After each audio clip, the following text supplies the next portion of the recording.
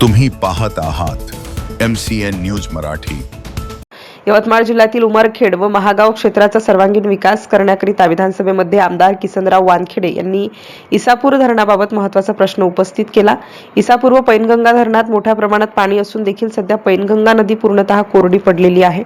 ही अत्यंत गंभीर बाब आहे। सन 1991 पासून या नदीद्वारे जनावरे, गुरे, ढोरे, वन्य प्राणी व 40 ते 50 गावांना पिण्याच्या पाण्यासाठी नेहमी पाणी पुरवठा होत असे। मात्र आज रोजी 30 कोटी रुपयांची थकबाकी प्रलंबित असल्यामुळे पाणी सोडण्यास अडथळे निर्माण झाले आहेत। चालू वर्षासाठी कमीत कमी 1,30,00,000 रुपये भरण्याची अट घालूनच पाणी सोडवण्याची भूमिका अधिकाऱ्यांनी घेतल्याचे निदर्शनास आले आहे। त्यामुळे शासनाने थकीत 30 कोटी रुपयांच्या निधीची तात्काळ उपलब्धता करून देऊन पैनगंगा नदीत नियमित जनावरे, गुरेढोरे, वन्य प्राणी यांनी पाणी सोडण्याची व्यवस्था करण्यात यावी व कालव्यांद्वारे पाणी सोडण्याचे योग्य नियोजन करण्याची मागणी आमदार वानखेडे यांनी विधानसभेत केली। MCN न्यूज मराठी करिता देवानंद बर्डे, उमरखेड। महोदय, धन्यवाद। मला या ठिकाणी 293च्या प्रस्तावावर बोलण्याची संधी दिली। मी अतिशय गंभीर परिस्थितीकडे उमरखेड महागाव विधानसभा मतदारसंघातील एका प्रश्नाकडे लक्ष वेधू इच्छितो। इसापूर धरण आहे आणि पैनगंगा नदी आज कोरडी आहे। मागील 1991 पासून जे नदीला पाणी गुराढोरासाठी आणि जवळपास 40 ते 50 गावासाठी सोडलं जात होतं पिण्याचं पाणी, त्याचे जवळपास 30 कोटी देणं प्रलंबित आहेत असं तिथल्या अधिकाऱ्याचं म्हणणं आहे। आणि आज रोजी नदी कोरडी असून त्या ठिकाणी पाणी सोडल्या जात नाही। आज रोजीचं या वर्षीचं 1,30,00,000 बिल भरा आणि त्याच्यानंतर पाणी सोडतो असं त्यांचं म्हणणं आहे। अध्यक्ष महोदय, माझी आपणाला विनंती आहे की त्या 30 कोटी निधीचा त्या ठिकाणी व्यवस्था करण्यात यावी अशी मी ह्या ठिकाणी आपली सभागृहाला विनंती करतो। कारण त्या ठिकाणी कॅनलला सुद्धा व्यवस्थित पाणी सोडण्याचं नियोजन करावं अशी सुद्धा विनंती करतो। त्याचबरोबर शिक्षणाच्या दृष्टिकोनातून आपलं लक्ष वेधितो।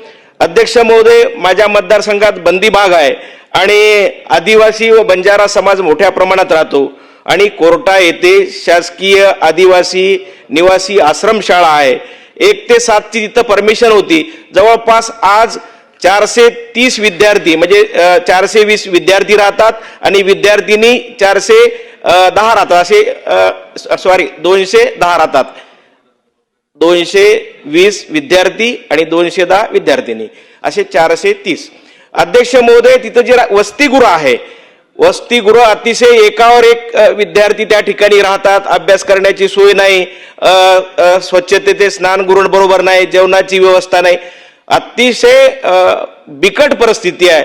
अध्यक्ष महोदय, मागील अधिवेशनानंतर सन्माननीय मुख्यमंत्री देवेंद्र फडणवीस साहेबांच्या इथे एक बैठक झाली होती आणि त्या बैठकीला मंत्री प्राध्यापक अशोक उईके साहेब होते।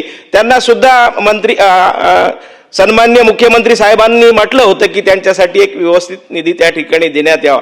वास्तविक पाहता ज्या समाजाचे आदिवासी विकास मंत्री आहेत आणि त्यांच्या समाजाच्या मुलासाठी त्या ठिकाणी शासकीय आदिवासी निवासी आश्रमशाळा आहे। अतिशय परिस्थिती बिकट आहे, विद्यार्थी सुद्धा शिकवायला त्या ठिकाणी नाहीत। म्हणून विनंती आहे की त्या निवासी मुलांसाठी, शाळेसाठी आणि वसतिगृहासाठी निधी त्या ठिकाणी उपलब्ध करून द्यावा। आणि त्याच दृष्टिकोनातून मी आपलं लक्ष वेधतोय, पर्यटन धोरण 2024 जाहीर केलेलं आहे आणि माझ्या मतदारसंघाला लागूनच माहूर शिखर आहे, त्याच ठिकाणी बाजूलाच पैनगंगा नदी आहे, धनोडा आहे।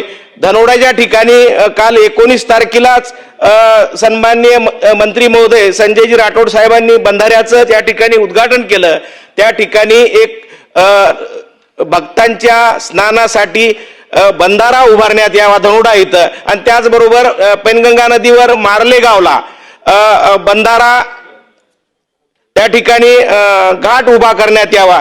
त्याचबरोबर त्या ठिकाणी अध्यक्ष महोदय, उमरखेडला गणेश उत्सव मोठ्या प्रमाणात होतो आणि गणपतीचं विसर्जन होते। आपण या ठिकाणी महाराष्ट्र राज्य महोत्सव जाहीर केला आहे आणि त्या अनुषंगाने सुद्धा त्या ठिकाणी मोठे अपघात होतात। माझी विनंती आहे, मार्ले गाव जवळ घाटाचं नियोजन त्या ठिकाणी करण्यात यावं अशा प्रकारची विनंती करतो आणि माहूरला सुद्धा मोठ्या प्रमाणात निधी देण्यात यावा. तसेच उमरखेडला लागूनच मरसूळ गाव आहे, तिथं तलाव आहे. आज अनेक लोकांना खेड्यामधल्या मुलांना समुद्र का आहे माहीत नसते, पण तिथं तलाव आहे आणि वनविभाग बी आहे. त्या ठिकाणी पर्यटनाच्या दृष्टिकोनातून योग्य प्रमाणात निधी द्यावा अशा प्रकारची मी विनंती करतो आणि मला बोलण्याची संधी दिली त्याबद्दल मी आपला आभार व्यक्त करून माझ्या शब्दाला पूर्ण विराम देतो. धन्यवाद.